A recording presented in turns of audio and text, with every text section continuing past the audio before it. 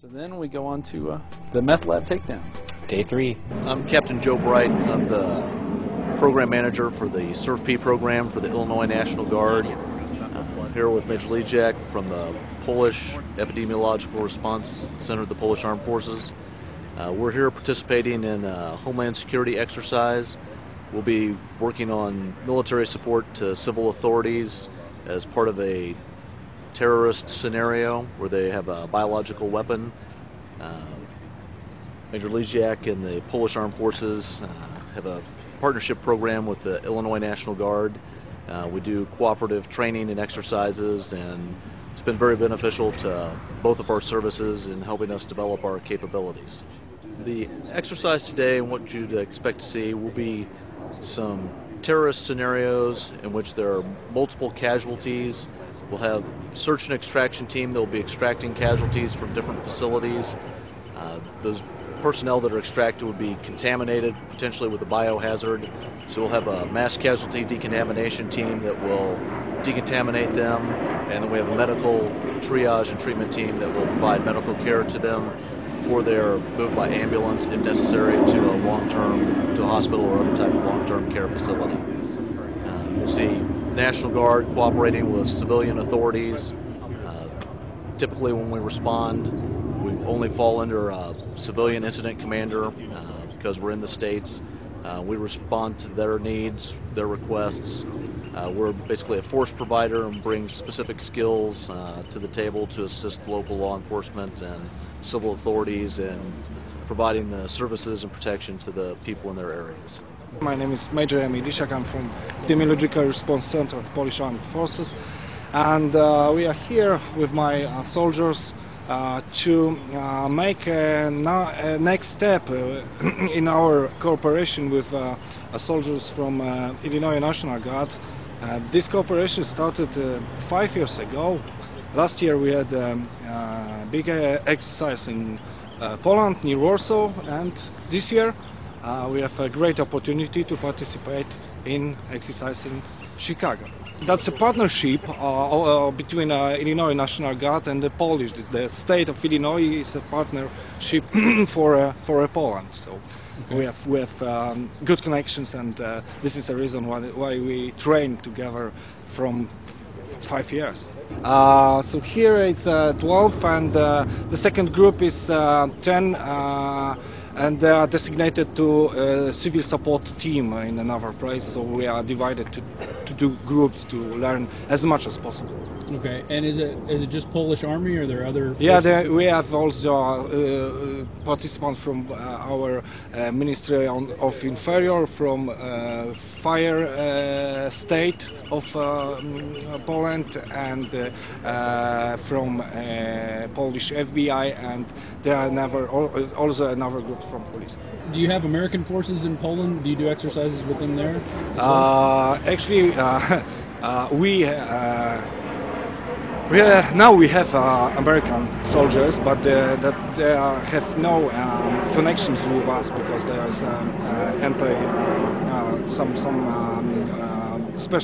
special forces, another kind of forces. But we had at least 3 exercises together with our colleagues from Illinois National Guard during the last 4 years. Okay.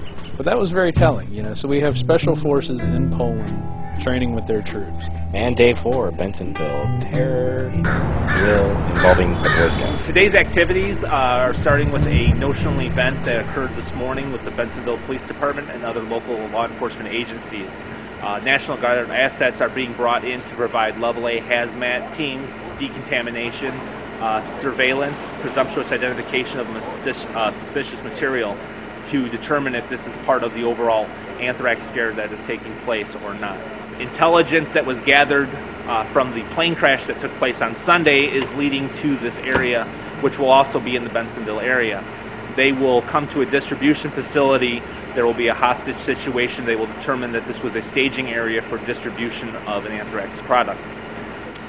Boy Scouts of America are providing some volunteers that will be serving as victims and of the chemical events and the contamination to provide people that can actually go through the medical triage, the decontamination apparatus, and those types of events. So they're basically the role players for the exercise.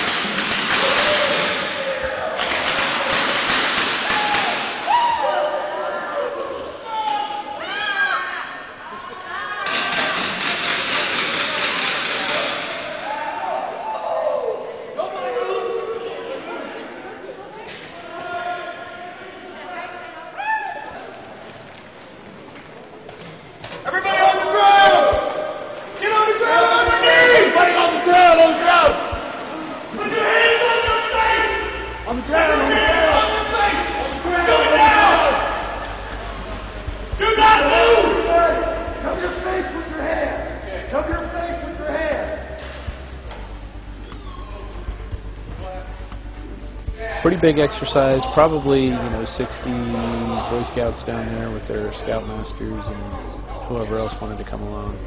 Notice they have them lying face down in the anthrax powder. It's a very real-life situation. Everyone lie down in the anthrax powder. We're going to move you. Hostages, you are expendable. Please put your face directly in the powder. All right. Yeah, all of a sudden the Polish BOA is participating in this exercise, which they didn't mention at all before that. It was just they're here to observe, they're here to observe. Hey, it's BOA. Bureau of Operational Anti-Terrorism is what I think it stands for. So I don't know, this was a hard one to swallow, watching these guys training with the Boy Scouts. It definitely looks like acclimation. Then you've got Boy Scouts, which are kind of your perceived civil leaders in the community, being trained, this is what it's like to be a hostage, this is what it's like to be a prisoner, Well, and really, if you think about it, the Eastern Bloc countries are probably used to situations that are somewhat like this. But who is this acclimation for? Is it for the Polish? Is it for Americans to get used to foreign voices telling them what to do? Yeah, I don't know. I mean, it's a complex issue, and they're definitely working together, and they're working more together than they used to. The exercises are getting bigger. All the states have a partner in either Eastern Europe, Africa, or Central and South America. And pretty soon, there's a movement towards having one of each. Yeah. So right now, some may have two, some may have one. There's a map we showed you earlier that listed all the countries, and you can search that online and read up on it. Do you think this is a good thing that our National Guard is training with foreign governments? Why would they need to train with foreign governments? For one, the president's using them in combat situations, which I don't know if that's good, because then you're bringing guys back who are supposed to be guardians of your borders. And they're, hardened Iraqi veterans now. They've been on several tours in dangerous situations. And they're used to people saying, get out of my country, I'm a citizen. Right. So and now they're going to be immune to that. Or you bring in guys from other countries to do the dirty work, and then your National Guard just kind of does infrastructure and transports them, and the real dirty work's done by the other soldiers who, they don't have a vested interest in the well-being of the United States. Well, the only thing we have at this point is the idea that our National Guard, who, is just filled with great people. Mm-hmm. It was like my brother or sister was there with them. No, they were all very nice. But, you're getting to this point where we have to believe that if given contradictory orders to, incarcerate U.S. citizens, to take away their guns, to imprison and kill them, that at some point they will stand up and say no, that goes beyond what I signed up to do. You would hope that when it comes to that point that they'll actually be oath keepers and say no, that's not part of the oath, is to take Americans' guns and put them into concentration camps. And I think there's going to be a big test coming up in the Gulf with what happens. We got some intel in that they're going to be shipping soldiers there soon. But it hasn't been confirmed. That was just a soldier in Iraq telling someone here stateside that they got orders to deploy into Louisiana. So we'll see what happens. So here they are lining up, getting ready to go through the decontamination process, which that's what 95% of the National Guard was there, to set up decom units and to wash people down and provide that infrastructure, search and rescue.